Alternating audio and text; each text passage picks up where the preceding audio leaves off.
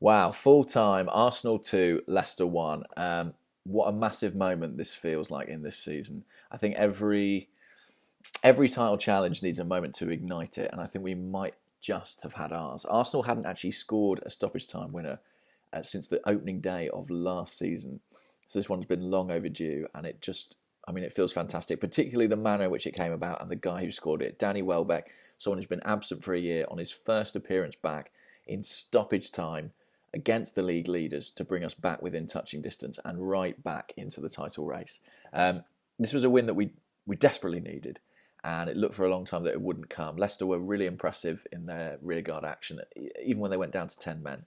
And N'Golo Kante was named man of the match by Sky Sports, and it's easy to see why. What a player he looks.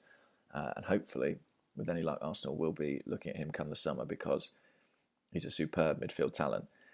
They took the lead just before half-time. Jamie Vardy won a penalty, and I use that expression very deliberately. He won a penalty. He used his leg to sort of hurl himself over Nacho Monreal. You could understand why the Spaniard was so frustrated with that. But I guess within the letter of the law, it is a spot kick. Cynical play, ungentlemanly play, but also relatively intelligent play. So, difficult one for the referees. I mean, are they rewarding cheating by awarding that potentially? Nonetheless, he stepped up, smashed it in as he has done all season long.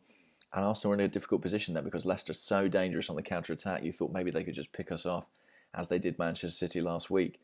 But they went down to 10 men with half an hour to go, and that really did change the game. Danny Simpson dismissed for a second bookable offence, tugging back Olivier Giroud, I think it was.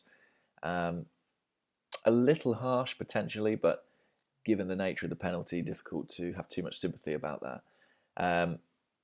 And from then on, the momentum was with Arsenal, and you have to praise the manager for the changes he made. Theo Walcott came off the bench to score the equaliser, tucking home very neatly after Olivier Giroud's knockdown. That was long time coming, that goal for Walcott. He's been in terrible form in the penalty area. And then, of course, Welbeck. Great to see him back, got a huge ovation, but nothing compared to the ovation when he flicked him as an Ozil free kick deep into stoppage time.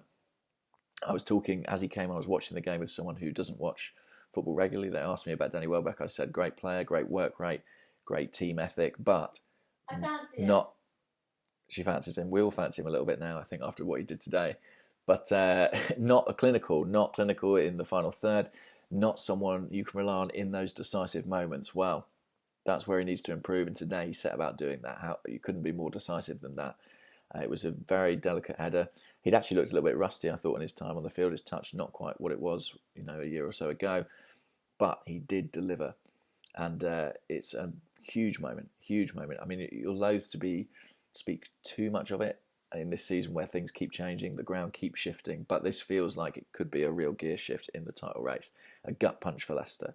It'd be difficult for their morale to pick up immediately after that because they'll feel, and justifiably so, they deserved at least a point after some of their defensive work and the goalkeeping of Kasper Schmeichel. But Arsenal will feel that this is a sign that maybe, after all, despite the January dip, despite the troubles of November, this could be their year.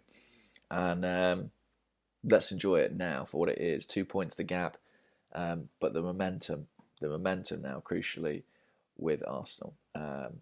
Manchester City and Spurs still to play this afternoon. Let's see what that brings us. And the FA Cup to come next weekend. But for now, thank you, Danny Welbeck. I love you.